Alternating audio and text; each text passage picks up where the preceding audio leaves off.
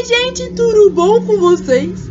Vamos para mais uma aula e dessa vez a professora está na frente correta, que é na apostila 4, na aula 14, porque a aula 13 eu já dei quando eu não deveria ter dado, mas isso é outra história, né? Vida que segue. Gente, seguinte, vou segurar aqui meu fone porque ele não tá muito bom hoje, né? Então não sei se a gravação vai ficar boa para vocês poderem me ouvir. Hoje vocês vão falar da igreja medieval. E assim, eu tenho certeza que vocês sabem sobre a igreja medieval, não os detalhes, mas o geral vocês sabem, né? A igreja, ela era a toda poderosa da Idade Média, é aquela que ditava os valores, as regras, as morais e afins, e ela era respeitada em todos os feudos. Não existia nenhuma outra instituição que fosse tão respeitada quanto a igreja, né? Ela era assim, tipo, topzera da balada, ela que mandava. Aí tá, blebleblesque, blebleblesque. Tem uma palavra bem interessante aqui que vocês têm que saber, que cai bastante no vestibular, que é essa aqui, ó, heresia. Heresia, ou são todas as atitudes erradas, as atitudes consideradas pecaminosas que as pessoas poderiam fazer ao longo da sua vida. Portanto, se você fosse considerado uma pessoa herege pela igreja, quer dizer que você não valia muita coisa, quer dizer que você era um pecador e você deveria se arrepender dos seus pecados e seguir a fé da igreja. Por que a igreja colocou isso? A igreja começou a colocar na cabeça das pessoas a ideia de pecado para inibir elas de fazerem certas coisas que iam contra as regras da igreja, né? E a igreja era extremamente bem organizada. Aliás, uma coisa que ninguém pode falar é que a igreja católica não é organizada, né? Ela é organizada até hoje. Até hoje, o que acontece na igreja lá em São Paulo, está acontecendo na igreja aqui em Rio de Janeiro, vai acontecer lá no Nordeste e vai acontecer em outros países. Eles são bem organizados em relação a como que eles seguem as regrinhas e tudo mais, tá? Sei disso porque sou da igreja católica desde a infância e conheço essa organização interna. E agora eu quero falar para vocês sobre como que eles se organizavam no passado, e quais que são os respingos dessa organização para a atualidade. E já peço desculpas pelo barulho, porque eu moro no centro e alguém, não sei quem, resolveu ligar o seu carro e fazer Deus já sabe com o seu carro na frente da minha casa, né, gente? Mas eu tenho que gravar. Então, olha só. Nós temos vários tipos de clero. Clero é igreja. Vocês vão ouvir muito essa palavra. Clero, clero, igreja. São as pessoas que participam da igreja. E nós tínhamos o clero secular, o clero regular. E nós temos também alguns tribunais eclesiásticos. Eu vou explicar para vocês o que é. O que é o clero secular? São os padres, são os bispos, os arcebispos, aquelas pessoas que ficam na igreja fazendo a missa, conversando com as pessoas, batizado, crisma, primeira comunhão e todas essas coisas. Então, esse é o clero secular, aquele que está sempre em contato com as pessoas. Aí nós tínhamos também o tribunal eclesiástico, que era um local em que a igreja se reunia para poder discutir se as pessoas que participavam da igreja estavam cumprindo com as regras da igreja. Era meio que um julgamento especial para os clérigos, né, para as pessoas da igreja aí, para ver se estava cumprindo tudo direitinho. E além disso, lá eles discutiam assim, e a bruxaria? O que é a bruxaria? Vamos condenar ou não vamos condenar a bruxaria? Como que a gente vai condenar? Os órfãos e as viúvas, né? Qual que é o papel deles na sociedade? Em outras palavras, esse tribunal, eles discutiam qual que é o comportamento ideal que as pessoas deveriam possuir, o que era certo, o que era errado. Esse tribunal aí deveria rolar muitas coisas meio macabras naquela época, porque não era lá aquelas coisas, tá? Aí, assim, clero regular, que não é o secular, porque eu já falei pra vocês. O regular é aquelas pessoas que viviam em mosteiros, são os monges, né? Então, por que regular? Porque existiam regras muito rígidas em cima das pessoas que participavam do clero regular. Elas ficavam literalmente presas, entre aspas, num mosteiro, e ali elas escreviam, filosofavam. Sabe aquela filosofia da patrística, que vocês viram em filosofia? Dentro dos mosteiros vai ter muito. Nos mosteiros tinham os monges copistas, que eram aqueles responsáveis por copiar algum livro, por copiar alguma coisa e tal. E esses mosteiros, eles eram divididos por ordens. Como assim ordens? Por filosofia. Então, você iria entrar no mosteiro de acordo com a filosofia que você seguia. Aqui tem para vocês algumas ordens, ó. Ordem dos beneditinos, dos dominicanos, dos franciscanos, das clarissas. Os franciscanos é uma das últimas ordens que seguiram. Para vocês não ficarem confusos, assim, em questão de ordem, seria... Deixa eu ver se eu consigo algum exemplo, aqueles meus exemplos, assim, bem do além. Ah, mesma coisa de falar que a pessoa é um músico. Mesma coisa não, tá? É só uma comparação. Que a pessoa é um músico, tá? Mas a pessoa é músico e ela toca o quê? Ou ela gosta de cantar o quê? Ah, é rock, MPB, é sertanejo. Não tem várias categorias assim? Todo mundo é músico, mas cada um na sua categoria. Aqui todo mundo é monge, mas cada um na sua filosofia. Só que é claro que elas não eram tão distantes assim uma das outras, né? Mas o que eu quero chamar a atenção para vocês é essa ordem aqui, ó, dos franciscanos. Por quê? Porque o nosso Papa da atualidade, ele é da ordem franciscana. A ordem franciscana é uma ordem que vai surgir na segunda metade da Idade Média, que são aqueles padres que fazem voto de pobreza. Aquelas pessoas assim, o que é o voto de pobreza, professora? Eles amam a pobreza? Não, mas eles dizem que eles vão viver com o mínimo necessário. O importante é que eles vão dedicar a sua vida totalmente para as pessoas. E o Papa atual que nós possuímos, ele é dessa ordem, dos franciscanos. Por isso que existe tanta simplicidade no que ele fala, nos atos e tudo mais. Tanto que, quando esse Papa marcou a viagem dele para o Brasil, o Papa anterior, que é aquele que tinha saído, que eu acho que era Bento XVI, ele não era da ordem dos franciscanos. E ele havia solicitado uma determinada coisa aqui, tipo um determinado hotel, um monte de coisas para quando ele viesse. Só que ele saiu antes de vir. Aí o Papa Francisco, que é o Papa atual, ele marcou de vir para cá e ele modificou totalmente o hotel, as coisas que ele precisava. Deixou tudo muito mais simples, por causa da ordem franciscana dele, né? Que tem aquele negócio de, vamos ajudar os pobres, vamos isso e aquilo. Aí, uma coisa importante para vocês também é o poder do papado. O que é o poder do papado? Os papas. De onde é que surgiram os papas? Quando o cristianismo ele passou a ser reconhecido no Império Romano, já surgiu a ideia de papa, tá? De um líder que pudesse cuidar da igreja. Desde a época do Teodósio, que transformou o cristianismo em algo legalizado, já tinha a ideia de papa. Só que os papas tinham um poder muito grande. Eles tinham o poder temporal e o poder espiritual. Temporal é o poder deles aqui, na terra, o poder político, efetivo, que você consegue ver assim. Espiritual é um poder ligado a Deus divino e a parte divina e a parte santificada do Papa. E por muito tempo, esses papas vão acabar brigando com alguns líderes políticos, com alguns reis, por causa dessa questão aí do poder do Papa. O Papa tinha um poder muito, muito, muito, muito grande. Tão grande que vai ter uma briga bem ferrenha que vai acontecer aqui, ó, aqui eu peço para vocês, entre o Gregório VII e o Henrique IV, tá? O Gregório é o Papa e o Henrique IV é o rei. Porque o Gregório VII, aliás, ele falou assim, ele era Papa na época, né, no século XI, e ele disse, o Papa, ou as pessoas da igreja, são as únicas que possuem o poder de dar a investidura para um cargo religioso. Em outras palavras, você tem que ser uma pessoa religiosa para você poder nomear um papa, um bispo, para você poder nomear alguma coisa. Porque no Império Bizantino, no passado, durante a Idade Média, os reis também podiam ajudar a nomear quem que seria bispo, quem que seria papa e essas coisas. E esse papa, que é o Gregório VII, ele falou assim, não, quem pode fazer isso é só a igreja. E só as pessoas ligadas à igreja. Um rei não tem poder suficiente para isso. Aí o rei Henrique IV se doeu e falou assim, como que um rei não tem poder para isso?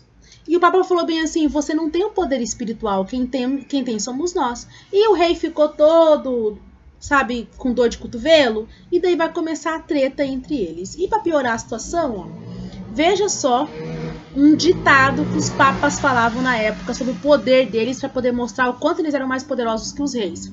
Lembrando que, na prática, gente, eles realmente eram. Porque os reis mandavam o quê? Mandavam na terra deles, né? Porque eu lembro que o poder era descentralizado. Quem mandava de verdade eram os senhores feudais. Então, os papas estavam certos quando eles diziam que eles tinham mais poder. Porque eles realmente tinham. Só que esse rei em particular se doeu com isso. E vai se doer mais ainda com esse ditado que tá aqui, ó. Que as pessoas costumavam falar, ó. Que a igreja romana foi fundada por Deus. O pontífice romano é o único que pode verdadeiramente ser chamado de universal, que no caso é o Papa. Só o Papa pode depor os imperadores, ou seja, só o Papa pode falar assim, você imperador, Você é rei, você não é legítimo, eu posso tirar você. Pensa como que esse rei aqui, que é o Henrique IV, que já estava se doendo há bastante tempo, se doeu mais ainda quando o Papa falou bem assim, quer saber? Se eu quiser, eu posso tirar você do poder. Porque só eu digo quem que são as pessoas escolhidas por Deus ou não. E, para dar uma apimentadinha a mais, a igreja ainda falava assim que ela nunca errou. E conforme os textos da escritura, ela jamais erraria. Bem prepotente, né? Mas enfim. Aí o rei Henrique IV vai ficar putaço, vai falar bem assim, quer saber, Papa? Eu não quero mais você. E o Papa fala bem assim, pois eu também não quero mais você. E do lado de quem que a sociedade fica? Do lado do Papa. O rei Henrique IV vai ter que abaixar a cabeça. Vai ter que pedir desculpas para poder continuar no poder. Só que depois ele fica tentando ainda mostrar que ele tem bastante poder. Essa briga entre o poder do Papa e o poder dos imperadores, ela vai ser longa, e principalmente no Império Bizantino. Só que o Papa acabava saindo por cima da carne seca, geralmente, tá, galera? E ela só vai se resolver aqui, ó. Estão vendo esse parágrafo aqui pra vocês? Aqui vai mostrar pra vocês a solução em que eles tiraram para eles poderem fazer alguma coisa para poder acabar com essas rixas tão profundas entre eles. Eles vão fazer um documento chamado a Concordata de Worms, na qual nesse documento vai dizer que é a igreja que vai escolher bispos e pessoas relacionadas à igreja, só que o rei ele vai dar como se fosse uma medalha, um objeto para essas pessoas da igreja, simbolizando aí o poder temporal, que é o poder físico, mas a igreja que teria um pouquinho mais de poder de escolher as pessoas e tudo mais.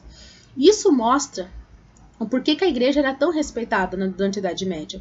Um senhor feudal, ou um rei, que geralmente os reis também eram senhores feudais, né, porque eles mandavam mais na terra deles do que em qualquer outra coisa, se eles quisessem manter o poder deles, eles tinham que respeitar o Papa. Gente, as pessoas obedeciam o Papa demais. O poder do papado, ele era muito, muito alto. O Papa falou, tá falado.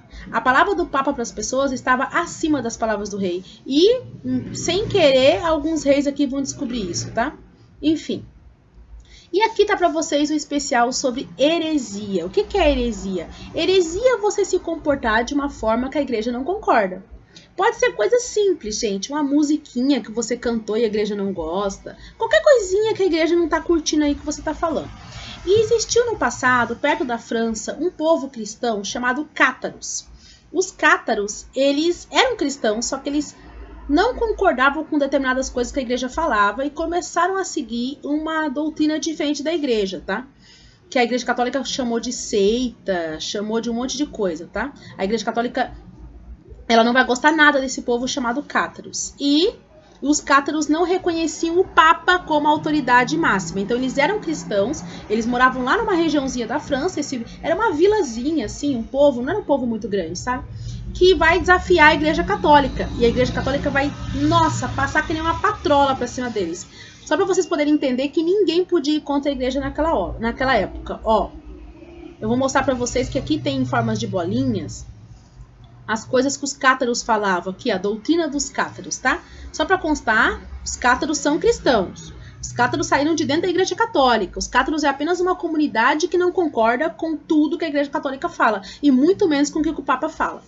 Olha, eles rejeitavam todos os sacramentos, e se não me engano são 7 sacramentos. São aqueles sacramentos lá, casamento, batismo, que eu nunca decorei todos, apesar de eu passar na crisma e tudo mais. Condenavam o poder e a riqueza dos clérigos, porque eles falavam bem assim que existiam clérigos que eram muito ricos, e que na verdade entravam na igreja só para conseguir riqueza e não para orar a Deus. Concederam o estatuto religioso igual a homens e mulheres. Gente, eles achavam que homens e mulheres eram iguais. Isso era extremamente revolucionário para a época. Nossa, a igreja católica vai ficar putaça. Aí tem para vocês aqui a questão dualista. Buscava a pureza espiritual e acreditava que obteriam após sucessivas reencarnações até atingir um estado de perfeição. Ou seja, eles achavam que nós morremos e nós voltamos à vida novamente até o nosso espírito ficar evoluído. E os perfeitos eram santos vivos cuja missão era ajudar a pessoa. Ou seja, uma pessoa perfeita não é um santo que as pessoas canonizaram como a igreja católica canonizava. Para os cátaros, um santo era uma pessoa que em vida fazia coisas boas, o que significa que você podia ser santo, eu podia ser santo, qualquer pessoa que realmente tivesse uma atitude boa. A igreja vai odiar, vai fazer o escarcéu, vai mandar matar um monte de gente, enfim, ela vai destruir os cátaros, porque ela não concordava que ninguém passasse por cima das suas regras e por aí lá vai.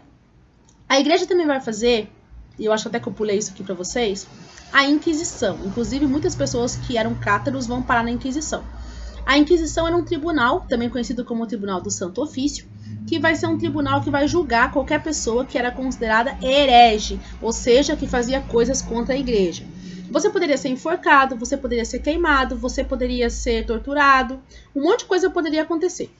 E caso você fosse considerado culpado, um bruxo, uma bruxa, você teria que antes confessar os seus pecados em praça pública.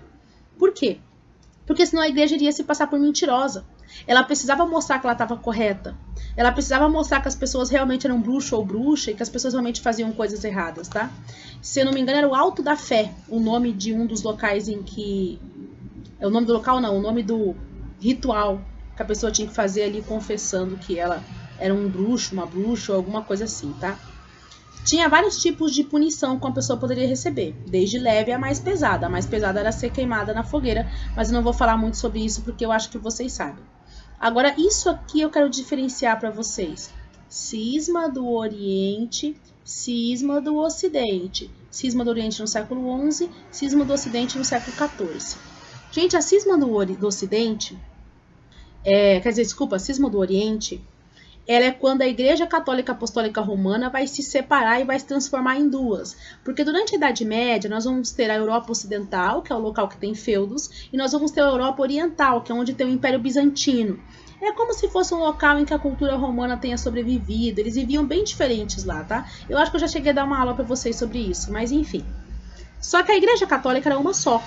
Entretanto, lá no Império Bizantino, eles pensavam de uma forma muito diferente do que no resto da Europa, lá, tá? E por causa disso, como eles pensavam de uma forma muito diferente, vai começar a ter muita briga da Igreja Católica entre os católicos que moravam em Bizâncio, em Constantinopla, enfim, e entre os católicos que moravam na Europa Ocidental. E por causa disso, vai surgir duas igrejas, eles vão brigar ao ponto de ocorrer uma cisma. Cisma é ruptura.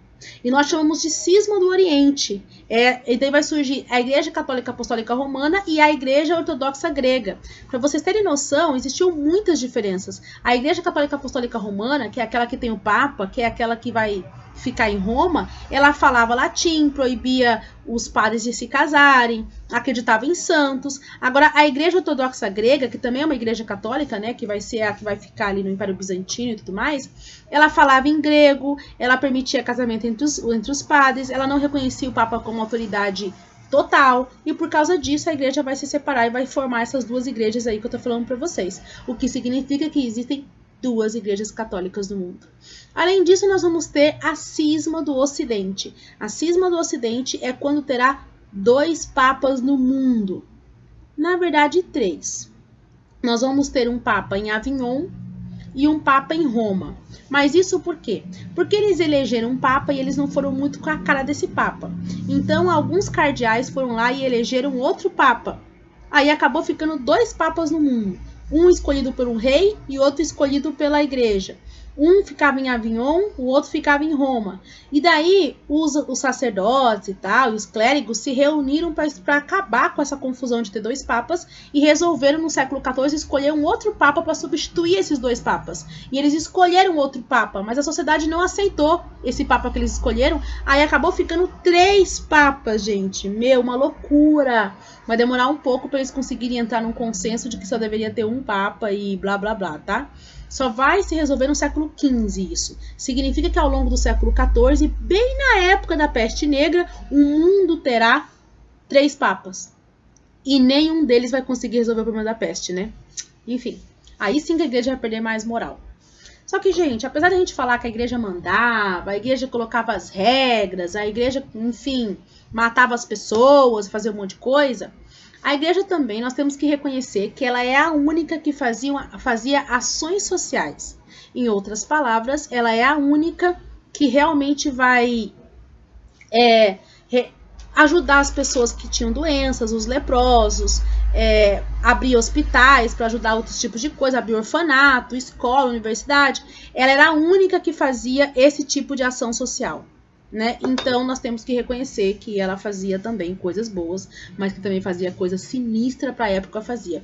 E caso alguém aqui seja católico, não se sinta ofendido, tá? Porque na verdade isso foi o que aconteceu aí no século 14 e 15 e todas as igrejas possuem seus podres, né? Que foram melhorando ao longo do tempo. Então é outra igreja que a gente está falando aqui. Quer dizer, é a mesma, só que no passado ela era diferente. Gente, vamos pegar aqui uma questão de aperfeiçoamento, né? Vamos lá. Deixa eu ver o que tem aqui no aperfeiçoamento. Ah, isso aqui é interpretação de texto. Então, interpretação de texto não, né, babies? Vocês interpretam os textos à vontade. Ah, vamos ver essa aqui que tem uma imagenzinha. A professora adora a questão que tem imagem, né?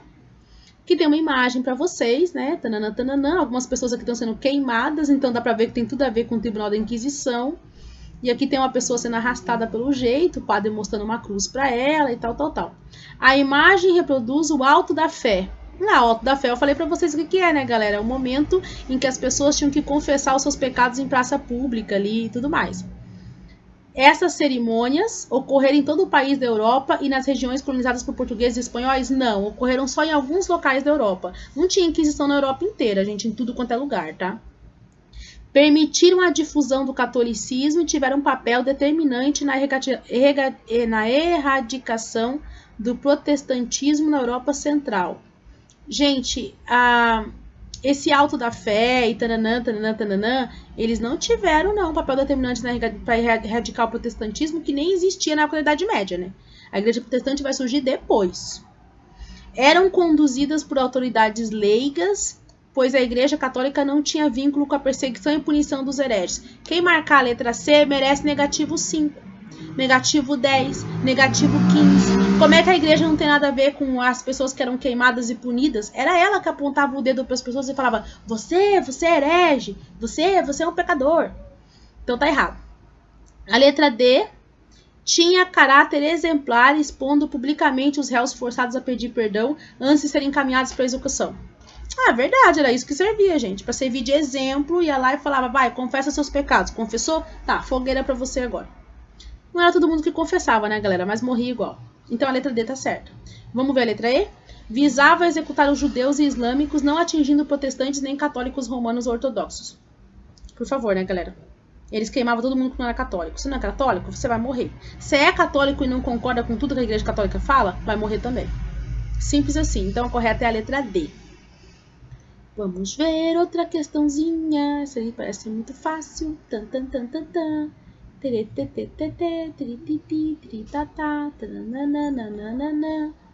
Olha a dúvida da professora de qual questão que ela vai escolher, gente. Enquanto isso... Ah, eu nem falei pra vocês qual que eu ia fazer pra vocês poderem ir fazendo antes, né? Isso aqui é interpretação de texto. Vamos nessa aqui, ó. Ai, não. Vamos nessa... Vamos aqui, o Papa Francisco, olha só, tá falando essa aqui, parece bem atual, da Federal do Paraná. Desculpa a demora, gente, eu fico subindo e descendo, tenho que escolher as questões antes. O Papa Francisco, eleito em março de 2013, chamou a atenção novamente para a figura de Francisco de Assis, considerado o fundador da Ordem dos Franciscanos, ou dos frades menores, na Baixa Idade Média. A cenário alternativa que relaciona o contexto de surgimento dos franciscanos e sua motivação de ação. Então, por que surgiu aí a Ordem dos Franciscanos? É basicamente essa a pergunta. Com a retração do renascimento comercial e urbano, aumentaram a pobreza e o abandono de crianças, que eram recolhidos pelas ordens mendicantes, dentre elas a dos franciscanos, para evitar que fossem recrutadas para as cruzadas. Gente, as pessoas foram chamadas para as cruzadas mesmo assim, tá? Então, assim, os franciscanos não surgiram para evitar que as crianças fossem para as cruzadas. A própria igreja chamou as crianças para ir para as cruzadas. Claro, vocês não estudaram as cruzadas ainda, mas saibam que isso aconteceu. Então, tipo, não, tá? Não. A igreja vai mandar, vai ter a cruzada das crianças, inclusive, que vai dar ruim. Letra B. Com o renascimento comercial e urbano, aprofundaram-se a pobreza e as desigualdades sociais, suscitando o aparecimento de várias ordens mendicantes, que pretendiam atuar junto aos necessitados, entre elas a Ordem dos Franciscanos. Isso aqui é verdade, gente. A desigualdade social que tinha na época, quando estava acabando a Idade Média, fez com que surgissem algumas ordens na igreja para poder ajudar essas pessoas que estavam passando fome. E também para a igreja não perder toda a moral que ela possuía, né? Então a letra B está correta, vamos ver se tem alguma outra questão semelhante. O renascimento comercial e urbano gerou o empobrecimento da Igreja Católica na Baixa Idade Média, suscitando o aparecimento de ordens mendicantes. Não, a Igreja Católica não tinha ordem mendicante, que são essas ordens que fazem voto de pobreza, porque ela estava pobre. Ela estava assim porque os outros estavam pobres e ela queria ajudar os outros, tá? Então não é a letra C. Com o renascimento comercial e urbano, surgem as ordens mendicantes, dentre elas a dos franciscanos, que construíram uma força de contestação da ordem feudal e do poder econômico da igreja. Gente, a ordem franciscana não surgiu para contestar a igreja católica.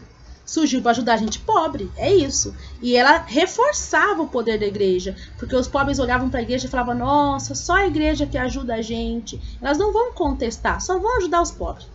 Então não é a letra D.